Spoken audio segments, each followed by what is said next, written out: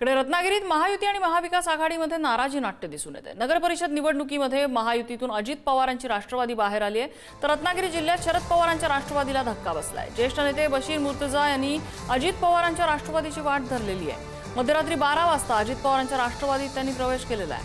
महाविकास आघाडीत नगराध्यक्षपदाची उमेदवारी न मिळाल्याने पवारांची राष्ट्रवादी नाराज आहे। कालपर्यंत आम्ही आटोकाट प्रयत्न केले की महायुती म्हणून एकत्र लढण्याचा पालकमंत्री महोदयांनी पण प्रयत्न केले, आमच्याकडनं पण प्रयत्न केले, पण हा काय तिढा सुटला नाही।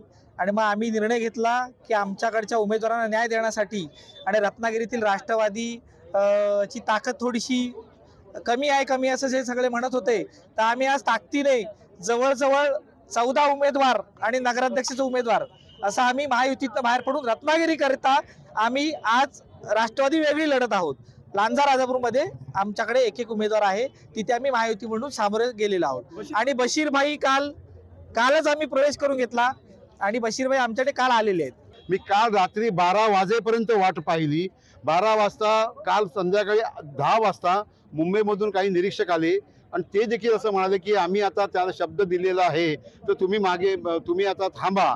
तर मी म्हटलं मी थांबणार नाही। मला अजितदादांचा फोन आला, त्यांनी सांगितलं की आम्ही तुम्हाला संधी देतो आणि मी त्याच वेळेला निर्णय घेतला की आता थांबायचं नाहीये आणि मी अजितदादांच्या राष्ट्रवादीमध्ये प्रवेश केलाय आम्ही।